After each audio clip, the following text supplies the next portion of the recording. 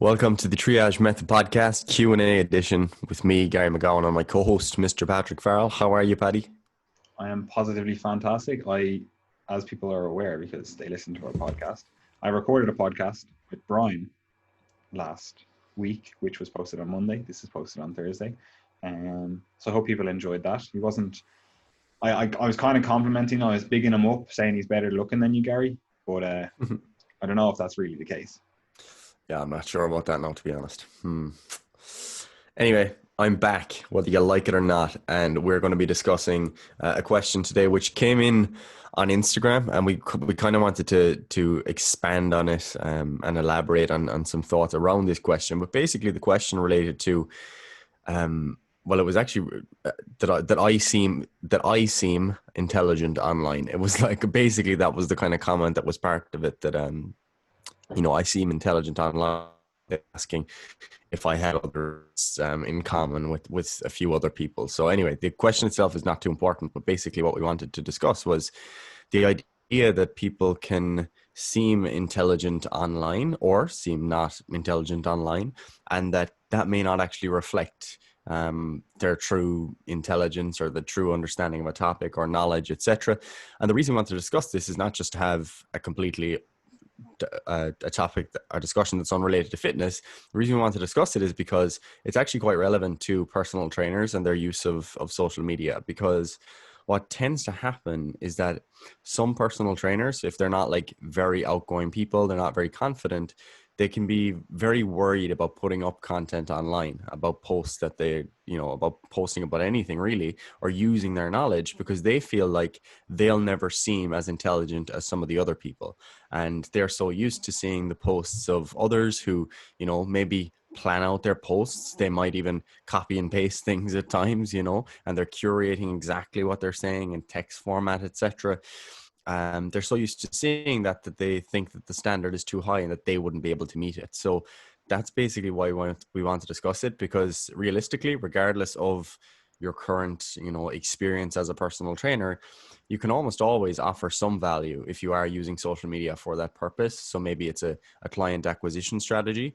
And if people are just getting into training, you probably know a lot more than them. And you don't always have to be trying to, post to meet the standards of the people that you follow in terms of the perceived level of intelligence. So yeah, we have a few things to discuss around this topic. But where should we start, Paddy? Just even on that, like you'll see people, like we'll say the lay people, common people, the commoners, you filthy plebs, right? Just reading content, but because they never actually produce content, like they're effectively a consumer in the market. They're not actually, they're not actually creating anything, which is, that's perfectly fine. Like the stuff that they create is like a picture of them and their cat or their mates or whatever, but they're reading these posts or whatever on Instagram. This obviously we're kind of focusing on Instagram because this question came in on Instagram, but that is actually part of the problem overall. But we'll touch on that in a second. But even if you are just reading these posts, you can be left thinking that these people that you follow are effectively gods. We'll call them that, where it's like, oh, you're really smart, or you're really intelligent, you're really whatever it is that whatever virtue or whatever that you are bigging them up because of. You're like, oh Jesus, I could never be like that, or I don't know anyone like that, or effectively this person is a god that walks among men, right? And quite often that just isn't the case. Like we're all aware at this stage that social media is a highly curated timeline of someone's life, and it doesn't actually accurately reflect what's going on in their life or accurately reflect them. And obviously most people focus on this in the kind of thing where it's like, oh, they're editing photos, or they're posing in a certain way, and people talk about that a bit more than like we'll say the more intellectual side of things, and where people are still doing the exact same things. They'll talk about the more, we'll say, superficial, the physical, the aesthetics side of things, and they're like, oh, this is causing harm to the youth and their self-image and all that kind of stuff. But it works for the intellect side of things. Like intellect is a bad word because for a few reasons, but that kind of intelligence, smartness, whatever you want to call it, the brain stuff, that's going on. It does the exact same thing. And Gary's obviously just pointed out for personal trainers, like that happens where, you know, you see all these other like big fitness pages and they're posting stuff and you're like, oh, I could never, I can't do that because, you know, I'm not sure, I'm not really confident in my opinions and thoughts.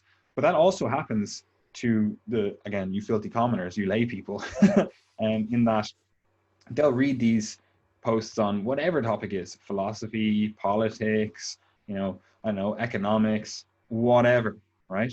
And they'll effectively just assimilate that opinion without ever having thought it through, because you have put this person that you follow on a pedestal, right? And you're like, this person is, you know, intelligent. Look, they're this multifaceted person. They like all these other different things and they seem to have their life together. Like that was another thing that you got, the question you got as well. Like, oh, you have your life Yes. together. And it's like, man, you just see what effectively, it's not even you trying to show people what they want to see. You're just putting out stuff. Like you're not going to put out going like, oh man, woke up 20 minutes late, felt like shit today. And like, you're just not going to put that up. That's not going to be something that you think to put up, but it's also not something that, you know, you necessarily want everyone to know, like the inner workings of your life. Like you're not going to be like, oh, I had a fight with my girlfriend today or whatever. Like you're not going to put that up, right? So people never see that stuff. So you are left thinking that these people, as I said, are effectively gods, right? And in reality, they just aren't. They simply are just normal people.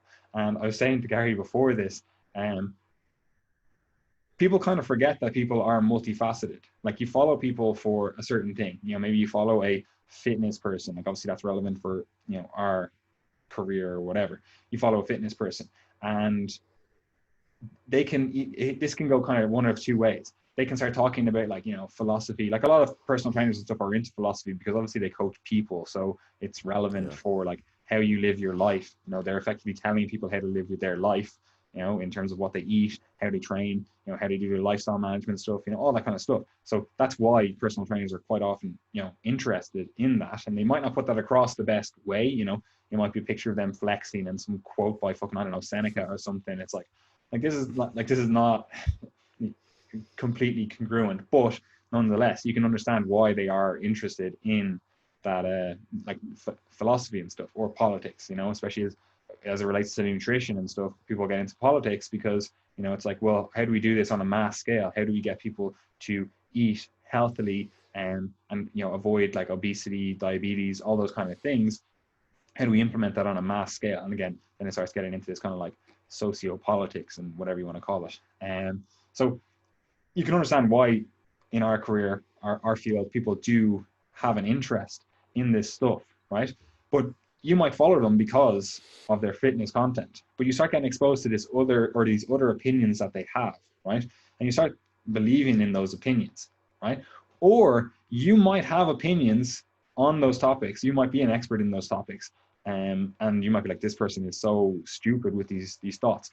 Or what can happen as well, if you, again, we're talking about like a lay person, just your normal, average, everyday person that's just following these people, what can happen is someone will try to branch out, like you, Gary, or me, or whatever, a fitness person, right?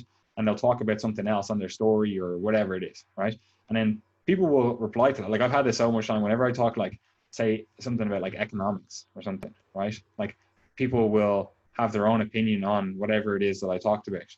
And they'll message me and be like, "Oh, stick to the fitness stuff," right? And I remember one of them, I can't remember exactly what the topic was about, but it was like, "Oh, don't talk about that, just stick to the fitness stuff, and that's what you know well." And it was real, like, kind of not derogatory, but like kind of talking down to me.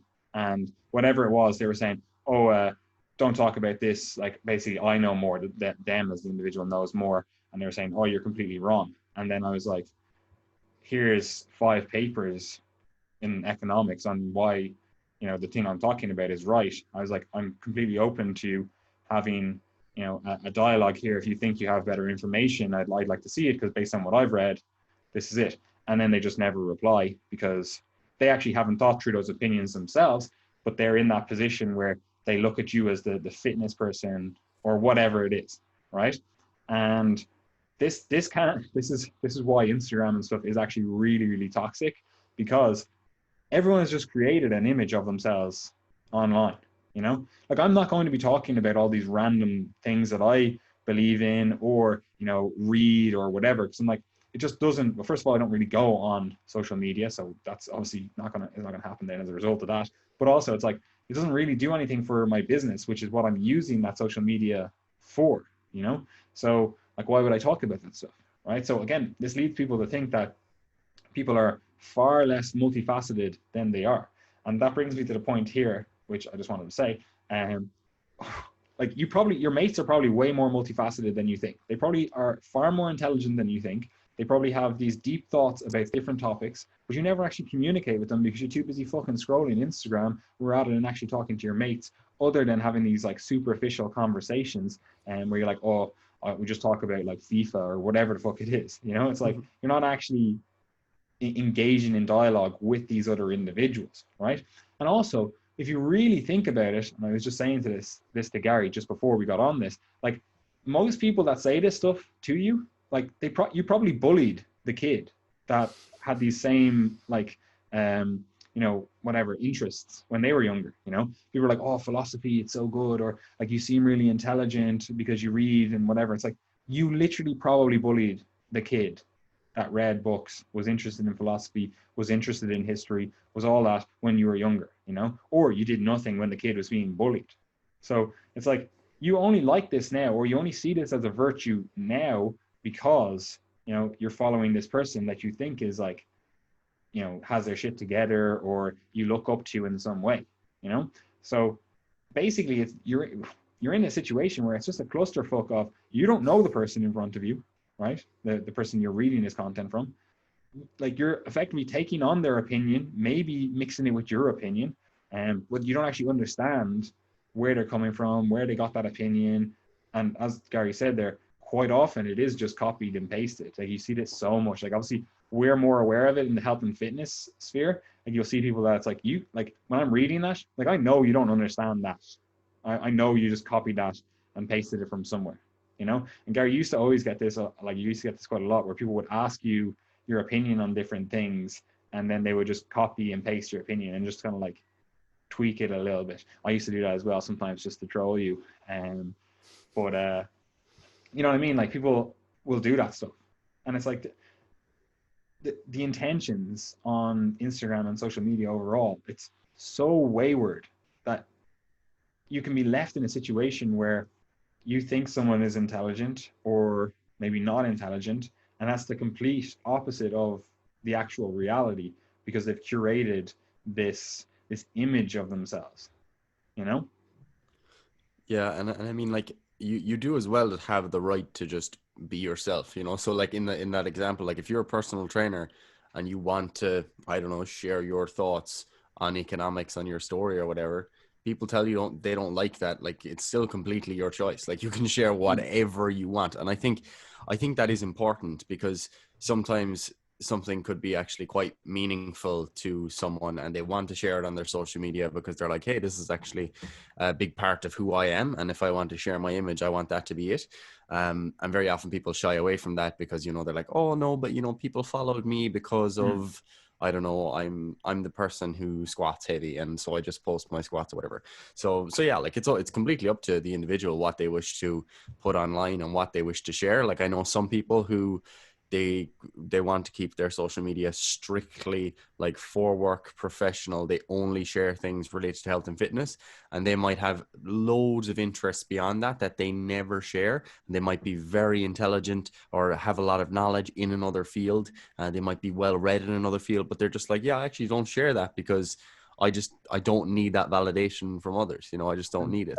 That's so common, that whole thought process where it's like people will just use Instagram for like one thing, but they are actually a multifaceted individual and they're well read, well fucking educated in all of these other things, but you just don't know it. Yeah, and I think just being aware of that can kind of help you as a person, because sometimes as the consumer or as the person who is viewing other people's content, you might think, okay, this is all this person's knowledge, and it can go in two directions. Like we've said, in one direction, it can be that they only share a very small fraction of what they actually know, and they could actually be really interesting individual beyond what they share.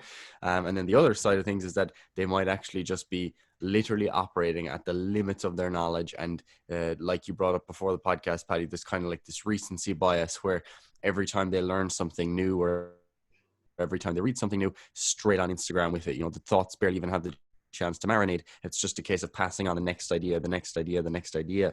And you do see that quite a bit, where, you know, whatever is kind of the hot topic at the moment, people just start to post about that. And as a result, it can make them seem like they're on the cutting edge and they're really intelligent. But in reality, what they're doing is more or less just kind of keeping up whatever the latest, you know, trend is, copy and pasting, whether it be actually copy and pasting or just paraphrasing what was said elsewhere.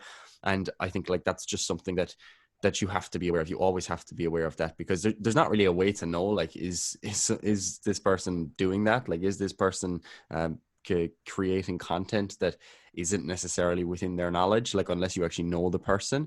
But I have had experiences like that where I've met people in person who maybe I'll have consumed some of their content online, and they come across as a very different person, and maybe have seem to have a lot less knowledge than they presented on social media. And the opposite is also true. So again, we're not saying that there's a right or wrong way to do things here, but rather just to like hold off on idolizing people, you know, because there's always selection bias in whatever someone puts up on social media. They're only choosing certain things. Like, for example, I did a Q&A on my Instagram story yesterday where this topic came up. I answered maybe 7 questions. You know, it could have been the case that I picked 7 out of 100, and I picked the 7 that made me look smartest or that I had good answers for, and the others I kind of said, no, do you know what, I'm not gonna answer those. So you don't actually know, like, maybe I have really dumb thoughts on the other 93 questions or whatever, you know, I actually don't know what I'm talking about. And I could be, you know, sitting down to answer that question that I did answer, and I'm thinking for an hour about it because I want it to sound perfect. And then when you read it out, you're like, oh, that sounds really intelligent. I could never come up with something like that on the spot, like that to a question. But no, it's not on the spot. And where you actually see this pop up quite a bit is in the discrepancy between someone's spoken word and their written word. And that's, to be fair, it's kind of unfair because some people maybe just aren't as comfortable speaking, which is fine. But you'll find that with some people that if they, you know, if they're on a podcast or they're doing a talk or something like that, and they don't have the time to actually really think about what they're saying, and it's kind of just coming out, that maybe something wasn't necessarily within their knowledge as well as it seemed to be. And that's true of everyone. Like, if you go and read our more technical articles on site, you know, there's going to be nuances in those articles that I'm not going to be able to immediately pull up. Like, I'm not going to remember the name of the paper or how many subjects there were or whatever. And when you read it, you're like, wow, this is so detailed, so nuanced. But the reality is that, much like you, I would have to go back and refer to the paper if I was to recall every single detail now. It's just the fact that it's down in the written word that can make it seem like it's just pouring out of our minds. But in fact, it's a case of actually taking a long time to work through those thoughts, hours and hours and hours of writing and then editing, etc. So yeah, you just have to be kind to yourself in that sense, that, you know, you could probably do really good quality work as well in the written word, and that, you know, you might be smarter than you think. Yeah, and I was again saying this to you just before the podcast. Like, this is why, like, ancient philosophers like Plato and stuff, they used to just argue against the written word. You know, which nowadays we kind of like, how could they even think that? Like, the written word has transformed everything. It was like the free flow of ideas and blah blah blah. Obviously, there's benefits, there's pros and cons to the spoken word and the written word, right? But they believed, like Plato and his ilk, believed that you do lose the essence of the argument, and you can't actually judge the person in front of you, you know. And like, if we're talking here, you can hear our words. Now obviously you're listening to this via whatever headset you're listening to it, or, you know, computer, laptop, whatever, but you can hear us actually having a discussion, having a dialogue, right? And there's so much value in that, right? Because you can actually see the free flow of our ideas as they are formed to some extent in our heads. Like, obviously we've thought previously about this. Like, we wouldn't just come on here and just completely spitball it, although sometimes that's quite often the way we do our podcasts. But You wouldn't come in here and just like completely spitball it, not having had any singular thought on the topic. And that's why like people like Plato and stuff, they used to be like, right, no, like it's the written word, or the written word is less valuable than the spoken word, because you lose the, like they used to argue that you don't get the full argument if you're not actually able to memorize it. Like if I'm like, Gary's argument is this, I memorized his argument, that actually means that I have to have spent the time, understanding his argument to actually make an argument myself. And now we just live in this kind of clickbait culture where it's like, I just read the headline, I just read the headline. It wasn't like I had a discussion with this person, it's like, no, you just got this 4 words that are supposed to sum up the entire 4 hour, speech this person gave. It's like you're missing so much of the argument. So you can understand why people, again, like Plato and stuff, were like, no, it's the spoken word is far better than the written word. But like Gary said there's some values to the written word that you don't get with the spoken word. Like, I'm not going to remember all the statistics. I'm not going to remember all of these things, like I'll maybe remember some of them. And again, it sounds like I'm more intelligent, especially if you're listening to this, if I've prepared for this. And again, it's that kind of recency bias where I'm like, I'll remember the statistics because I read them 15 minutes before we came on here, so again, you do have that where, again, people can seem more intelligent, even though they're just like effectively quoting off stuff they have over in the corner, so it is hard. But as I was saying, like the written word does have a lot of value then as well. Like I actually prefer the written word because, like you were saying, Gary, like you can actually be like, these are just the statistics, these are the numbers, these are the exact like intricate mechanism that, like, when I'm talking about it, I might forget this one little thing. Like when I'm editing this, I'm like, oh, actually I forgot to mention this thing, I can add it in here, I can slot it in here, I can explain that better, rather than, again, the free flow of my thoughts that are just manifesting themselves in words as they come out of whatever ether it is that, this brain universe thing, I'm like, that, like, it's so much easier to write words and then edit the words and seem far more intelligent. And this is so pervasive on Instagram and social media in general, because again, you're not actually interacting with people. And this is the huge issue with all of those platforms, where you don't actually get to interact with individuals. And we are humans and we're built on like communication. That's what allowed us to effectively rule the world. So everyone wants to have their opinion heard, everyone wants to have their voice heard. And when you can't do it, you try to effectively get someone else's louder voice and get a little snippet or a copy of that and put it on your Instagram or your social media, because you're like, all right, I can effectively steal their ideas and propagate them as my own, and hopefully I'll get some of the hype that they're getting. Yeah, and the other thing I would say as well, and you kind of mentioned it earlier already, is that a lot of the things that we celebrate, had someone be discussing these in school or reading about them in school, people would, you would have bullied that person. You would have said that, oh, that's not cool. It's not cool to be talking about psychology and philosophy and happiness and what it means to live a good life, etc. But if you do actually, like, sometimes people will get ridiculously positive responses to a post that they made on, like, oh, here are my thoughts on happiness, or something along those lines. People get a big positive response. OMG, this is amazing. Love your thoughts. So original, whatever. Whereas, like, if you were to actually sit down and say, I'm going to read a book on this topic, I'm going to read, what philosophers were saying about this, I don't know, 1,000 years ago or something, you'd actually begin to realize that, oh yeah, there's actually very little that's going to be new. That's going to be discussed on Instagram as it relates to, I don't know, psychology or whatever. If you're just kind of throwing your thoughts out there, like, the reality is that, like, lots of things have been said before. And if you do get into reading, just reading books, or even just like listening to podcasts, like long form podcasts with like a diverse range of people who have expertise in different fields and stuff, you'll begin to realize that, like, what you're getting on social media a lot of the time is just kind of, it's real loose, like diluted intellectual content at best. Like anything that does seem like quite intellectual, is generally diluted quite a bit. You know, it's not a platform for education, for good ideas really to be discussed.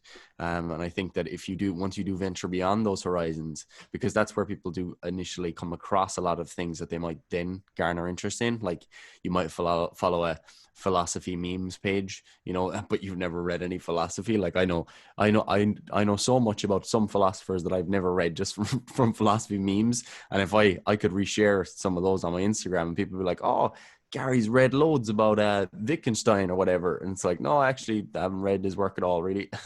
You know, Memes are peak communication. yeah, because memes just are absolute peak communication. You can encompass an entire book's worth of knowledge in a single meme if you're good enough. But yeah, I actually lost my train of thought that I was on there. But basically, You the were point being saying that that you would bully these people beforehand. You know, like an actual even better argument for this is like people absolutely love debates, right? Especially in the fitness industry, right? They're like, oh, I don't know, someone's debating someone about fucking volume or something. You know, it's oh man, start fucking wanking off to that, right? Like that's what people do in the fitness industry. But 100%, if your mate was like, "Oh yeah, actually, I joined the debate society," you'd be like, "Huh, you're on the debate stay to you, boy. society." You know, it's like, and so strange the passage of time, and then how, in one context, you are so pro this thing, and then in another you're like, no, completely. And it's the exact same thing. It's not like the actual thing has changed. Like debating hasn't changed, you know. So it's quite interesting. Yeah, no, it is interesting, and it's interesting as well because debates are so like popular and prevalent like that in the fitness industry, and very often it kind of begins to show maybe some of the defects, you could say, in the way that we kind of intellectualize fitness, because you'll hear a health and fitness argument about nutrition or exercise or whatever from fitness professionals, and like very often when you're listening to the debate, if you were to actually break it down in terms of as someone who is into debating would, and into argument, and say, okay, what are their premises, what are the logical steps to their conclusion, where are the errors in their argument, etc., you'll often find that we're not even looking at very high level arguments. You know, like they very easily break down. It's kind of more so just like a discussion of, well, I prefer to train like this, you prefer to train like that. We both have lots of anecdotes on our side, and that's kind of it. You know, that's a lot of the debate that goes on in the fitness industry. Of course, there are exceptions to that, and people will debate in a more in a way that's more in line with evidence and science and reason, etc. But yeah, you know, the Even steps to then, be. even then, it's Go like ahead. that would actually be better to write that stuff down so I can see all of your studies, see all of your stuff. Like I'm like, in this instance, it's like it's not like we're debating a theoretical thing. It's like we're debating a very clear thing, you know, Yeah. supposedly anyway. Like again, it basically does descend into, like you said, my opinion on it is this versus like the actual research so it shows this, you know. So again, there is that difference in terms of, you know, some things are better in the written word and some things are better in the spoken word. Yeah, and we talk about a lot ourselves in private about how, you know, sometimes people get celebrated, like, oh, like OMG, this person like Paddy Farrell put out so much amazing content. I've learned so much from him over the years, and then you're kind of like, oh, cool, yeah. Can I like where can I go and read the content? And they're like, oh, it was just kind of Instagram stories and stuff, you know, over over the years. It's like, see if you don't have your ideas actually fleshed out anywhere, you know. And that's actually probably a tip for personal trainers as well, is that even if you don't intend to publish your thoughts somewhere on a blog or whatever, like I would definitely say that like you should spend time writing. Like try to write down your ideas, your thoughts on different topics, because not only will it allow you to work through all of those steps of creating a strong argument, and then as a result questioning your argument and finding the holes in it, what it will also do is allow you to update that over time. So for example, you could have a little document about, oh, this is my training variables document, and when someone makes a new point that you hadn't considered, you pop it in there, or you read a new article, or you listen to a new podcast. Over time you begin to see how your thoughts develop, and you begin to see what actually influenced your thoughts getting to where they are at this point in time. Because very often we don't do that. We kind of stand still. We kind of have these perspectives on things like, oh, I think this. And then you ask yourself, why do you think this? What actually influenced you getting to that conclusion? And very often it's little more than maybe some loose kind of reasons you might have heard on Instagram or Facebook or podcasts or Or I've just whatever. always done it this way. This is the way I Yeah. was shown. So Yeah, and it's reinforced by personal preference, you know. So for example, if you're someone who, I don't know, you think that, you know, eating loads of processed meats is completely healthy and there's no risk of any ill health from doing that. All right, just a specific example. And you kind of think that, and you've followed some people who have said that, you know, you read that, oh, there are no bad foods, it's just about the diet as a whole, etc., etc. No foods can be inherently bad. It's like, okay, yeah, I kind of know that. I haven't actually read anything about that, but that seems to be my conclusion. And that actually suits the way I eat, because I like processed meats. I eat like loads of chorizo every single day, loads of bacon, loads of sausages, etc. That's my diet. I enjoy that stuff. And yeah, those foods are tasty and my health seems to be fine. So that's my position on this topic, you know. And then what you do is you often end up kind of just confirming those beliefs by just supporting people who actually put out information that supports that, you know. But if you were to actually write that down and say, all right, what do I know about processed meats and health? And obviously, like the normal person, you don't need to, you could do this, but like for a personal trainer, for someone who's actually going to be discussing these topics with people and who are going to get questions, I do think there's a lot to be said for writing out your thoughts, having somewhere where you actually collate ideas and you put in different, it could be references. It doesn't mean you have to have citations for everything. It could just be, I think this based on what I've heard. And then when you find something that conflicts with that, you can modify it accordingly. So yeah, that's just an idea for people who don't write regularly. It can definitely help you.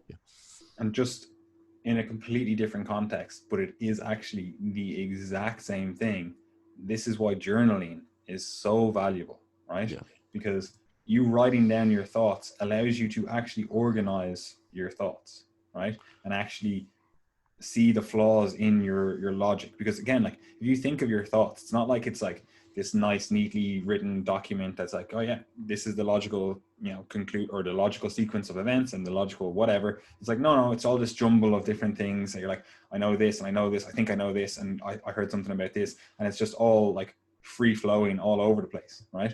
But if you actually have to sit down and put that all together, even if it's a small paragraph of like, why do I hate Sally down the road, you know, it's like, write that down, and it's like, oh, actually I only hate her because, you know, she said something mean to John off the cuff, you know. And it's like, my thoughts are illogical. It's like she didn't mean any ill harm or whatever, you know. So when you actually have to write it down, you have to journal, like it puts everything in context. It puts everything in terms of, you know, this is the logical sequence of events. This is, you know, what happened. This is why I believe what I do. This is, you know, why I'm having these thoughts. And you can actually analyze those things, and then you can again adjust them over time, like Ari was saying, with the more, you know, information content, you know. But they are effectively the same thing. Yes, sir. Absolutely. I don't think I have anything else to add on this topic. Do you? No, not really. But basically, idolizing people on social media is not a good idea. It's not a good approach. And thinking people are smarter than they are because of the words that they use, especially, that's one thing we didn't really touch on, but like people will effectively use big words to effectively mentally masturbate. You know, they're like, oh, I'm using, like Gary says, attenuate sometimes, which he just should not say. He's just mentally masturbating. But like people use big words sometimes just to make themselves sound smarter than they actually are, right? And again, that comes to that kind of like copy and pasting things.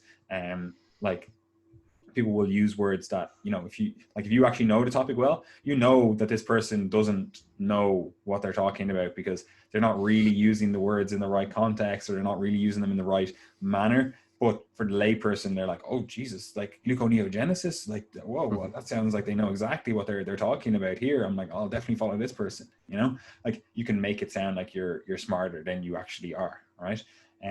But yeah, basically this is just a quick, relatively quick anyway, I don't know how long it took, but relatively quick discussion on one of the many perils of social media, in terms of intellectualizing people that, or I shouldn't even say intellectualizing, idolizing attributes in people that you simply don't know that they actually have, and also you don't glorify in your friends and family. And this is something like, especially because the two of us are, we'll say, entrepreneurs. Gary, you're an entrepreneur, yes? Oh yes, yeah, I'm very entrepreneurial, mate. But anyway, like we obviously run our own business, right? And it's so funny the amount of people that are effectively gunning for you to lose, right? Or just not actually, pushing for you to win, that are your friends and family, right? But you'll see random people online are like, Jesus, I fucking love those Triage boys. They really helped me. I really hope they succeed in their mission and whatever else, right? And this is obviously an issue with society as a whole. But you don't actually celebrate your friends' wins. You don't actually intellectualize your friends. You don't idolize your friends, when in reality, it's like, these are like, your community is part of who you are, right? And the people you hang out with, the people you talk to, the people you should be discussing these things with, that is like, they're who you should be idolizing. They're who you should be celebrating, like your parents. If people ask me like, who's the best man I know, I'm like, it's going to be like my granddad's and my dad. It's not like some fucking randomer online that could actually be a pedo. I'm like, why would I idolize those people? You know? Yes, sir. Yes, sir. That's it. We're done.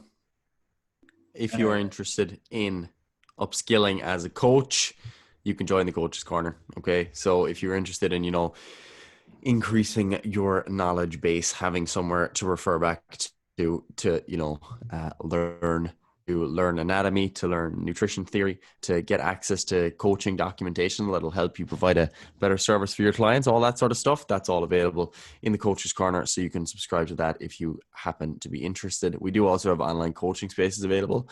So if you're interested in working with us towards your own goals, then we do have those spaces available and we'd be happy to work with you.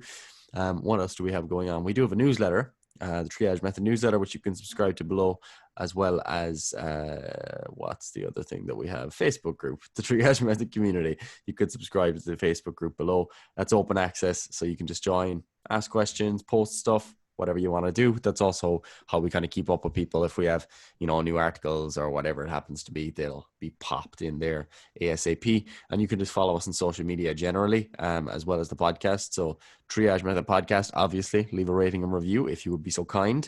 Instagram at Triage Method, Facebook Triage Method, Twitter Triage Method if you want, and YouTube, of course, as well, Triage Method. And that's where you'll find all that you need.